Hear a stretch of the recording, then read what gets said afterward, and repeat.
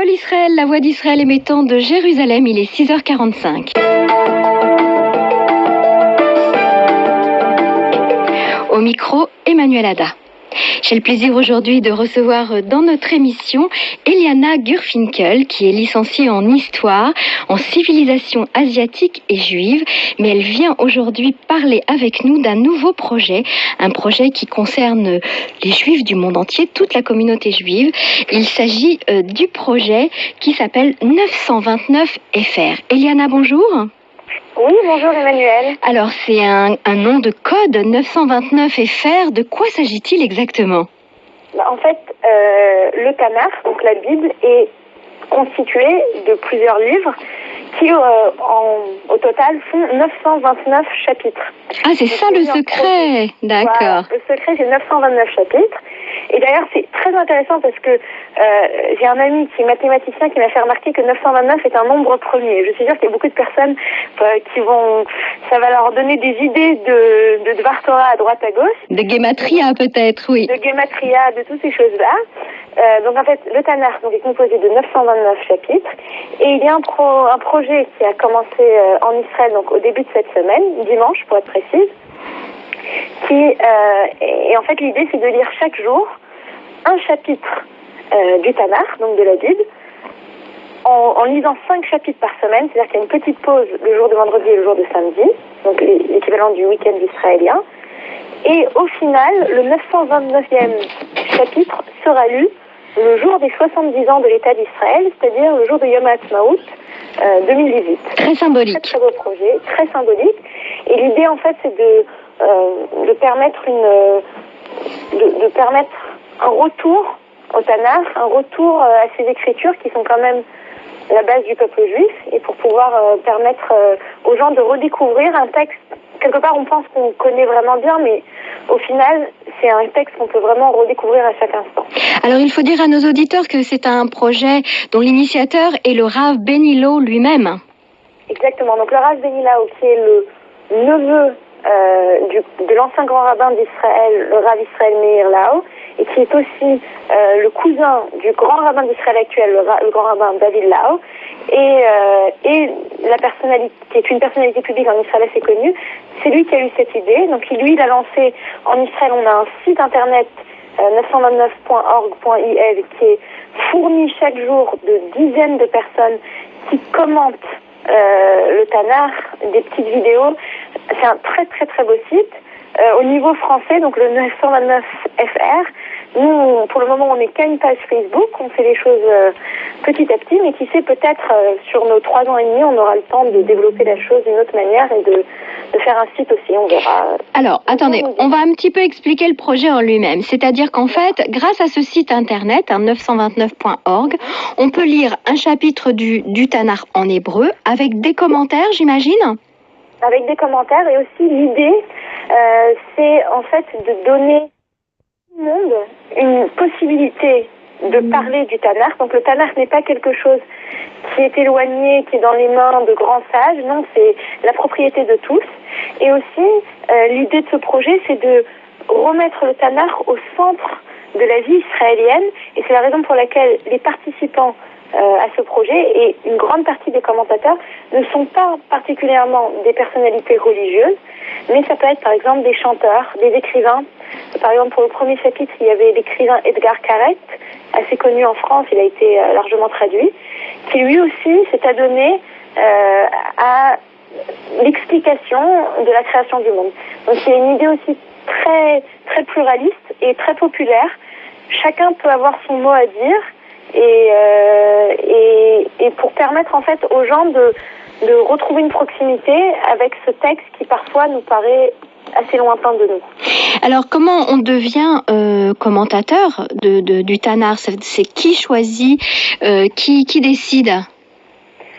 Alors je pense que commentateur du Tanakh, c'est peut-être un terme assez fort, mais je pense que l'idée c'est tout simplement d'abord d'ouvrir le livre et de le lire, et d'essayer de voir ce que nous on comprend.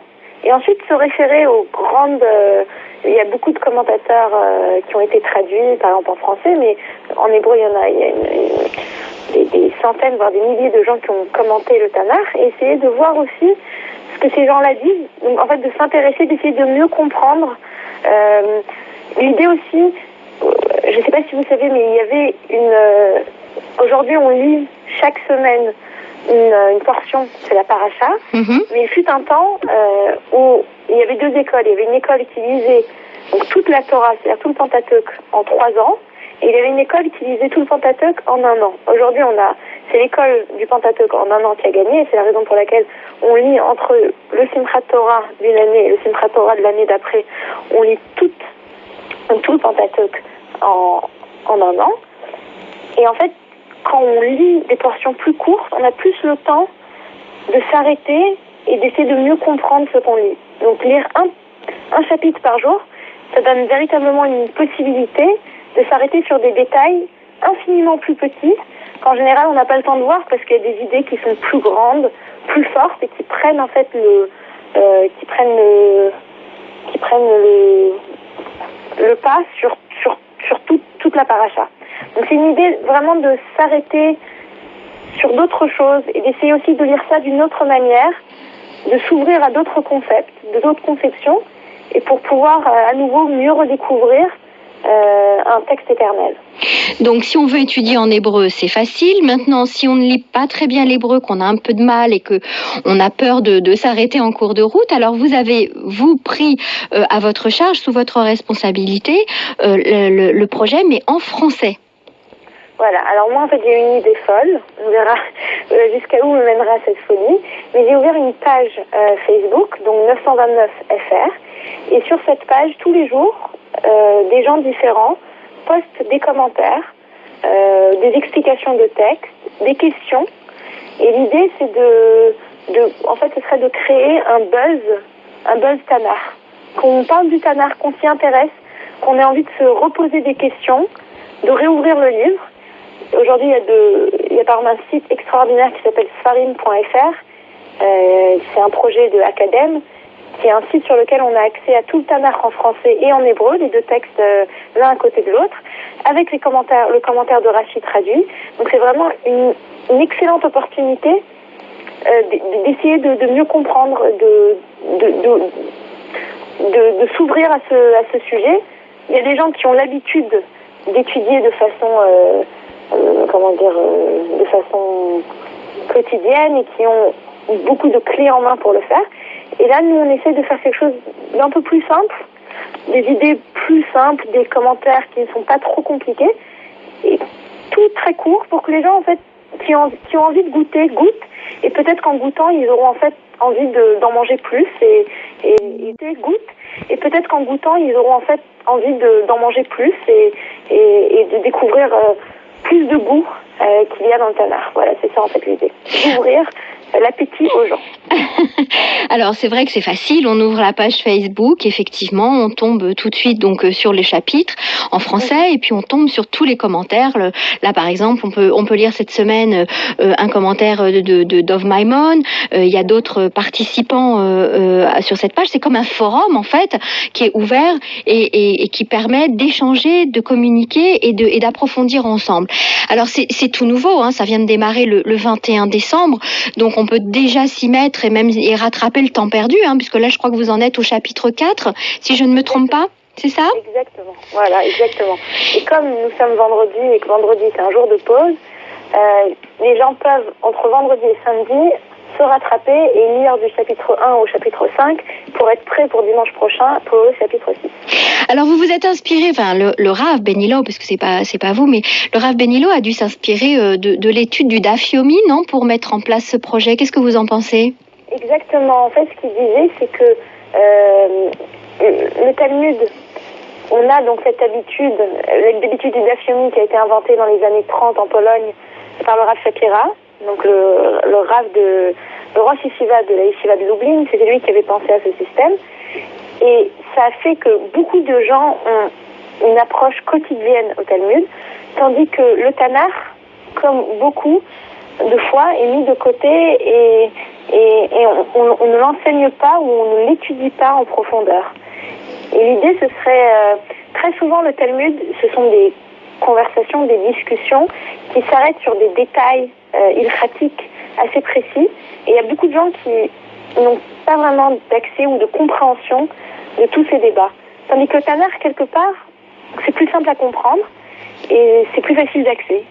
Alors pourquoi ne pas remettre le Tanakh au centre? Et puis aussi une autre idée qu'a eu le Rav Benilau, si j'ai bien compris ce qu'il disait, c'est que à l'époque de la création de l'État d'Israël, puisque à nouveau le projet est censé se finir pour les 70 ans de l'anniversaire de l'État d'Israël, à l'époque de la création de l'État d'Israël, le premier ministre, qui était David Ben-Gurion, était une personne qui était férue de Tanakh et qui connaissait presque tout le Tanakh par cœur. Et sa vision de l'État d'Israël et même dans sa manière de créer cet État, c'est une vision qui était totalement inspirée du Tanakh. Et peut-être qu'au fil des années, quelque part, on a un petit peu perdu cet attachement au Tanakh. Et l'idée, ce serait de le remettre au centre de la pièce, au centre de la scène, et que les gens s'y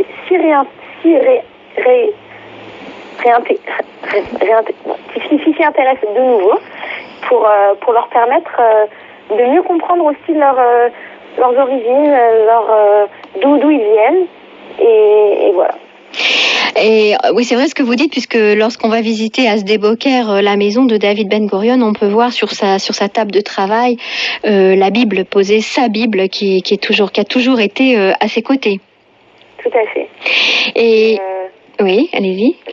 Non, je dis juste que c'était très impressionnant. Toutes les personnes qui étaient un petit peu religieuses et qui, elles, déjà avaient une connaissance du Tanakh, qui rencontraient Ben-Gurion, étaient toujours prise de court par sa connaissance de façon minutieuse de tous les détails du Tanakh. Oui, en fait, c'est l'histoire du peuple juif du début jusqu'à la fin. Exactement. Ça peut un petit peu se rapprocher d'un nouveau projet qui vient de démarrer en Israël, qui a été lancé par les Israéliens, qui s'appelle Israël Shishi Israël ou Israël Shishi, je crois, qui veut, si vous voulez, encourager les gens, les familles à faire kidouche vendredi soir, à se retrouver autour d'une table en famille avec des amis, à laisser de côté les portables et à parler ensemble, à se remettre à communiquer sur les choses essentielles. Vous avez entendu parler de ce projet ? J'ai entendu parler de plusieurs projets dans la même veine. J'ai entendu parler d'un projet qui s'appelle Ochim Beshabbat. Je sais pas si vous avez entendu. Oui, absolument. C'est un de mes amis qui a lancé ce projet. Donc oui, cette idée, vous savez, dans le Talmud, il est écrit que le Shabbat a toujours protégé le peuple juif. Plus le peuple juif garde le Shabbat, plus le Shabbat garde le peuple juif. C'est une relation qui va dans les deux sens. Et bien entendu qu'il y a une conception religieuse du Shabbat, mais même une conception qui est moins religieuse, mais une conception qui serait plus familiale. C'est-à-dire une fois par semaine, on a un temps familial qui est sacré. Tout s'arrête pour pouvoir se retrouver ensemble et avoir un dialogue. C'est quand même quelque chose de très fort. Et moi, je sais, par exemple, j'ai un ami qui n'est pas religieux, qui, la dernière fois, avait écrit sur Facebook, un ami israélien, je vais faire une expérience. Je ferme mon téléphone pour les 24 prochaines heures où je suis joignable sur Facebook. Et moi, je lui avais écrit en commentaire, je lui ai marqué, c'est intéressant ton expérience, tu sais, nous, on fait ça toutes les semaines pendant 25 heures et en plus on n'a même pas accès à Facebook. Et je pense que lui, ce qu'il cherchait à faire, c'était de voir qu'est-ce que ça donne aujourd'hui alors qu'on est accroché à nos téléphones et une personne qui oublie son téléphone à la maison, elle se sent perdue pour sa journée. Quelque part, essayons de revenir à autre chose. Et donc dans cette recherche de revenir à autre chose, le Shabbat, c'est quand même extraordinaire. Alors, ce qui est intéressant, en fait, c'est de revenir à des choses de base, à des choses simples, a priori. C'est pas simple d'étudier le Tanakh, mais de revenir à un fondamental, une sorte de fondamental. Mais c'est surtout de s'adresser à tout le monde, puisque religieux, non religieux, on peut étudier le Tanakh tous ensemble. On peut le commenter, on peut y réfléchir, on peut apporter des choses de son propre vécu. Effectivement, c'est une initiative qui peut concerner tout le peuple juif dans son ensemble. En tout cas, on vous souhaite une grande réussite pour ce qui est de la partie française de cette initiative. Je suis sûre que ça va intéresser énormément de gens. Et puis, on peut peut-être imaginer que le projet va devenir très vite international. Exactement. Et moi, si je peux me permettre, j'aimerais inviter tous les auditeurs à nous contacter en message privé sur la page et si eux aussi ont envie de faire partager des idées, des questions, des raisonnements, qui nous les envoient et puis nous on les publiera à nouveau sur la page et qui est vraiment un dialogue entre les gens qui nous regardent.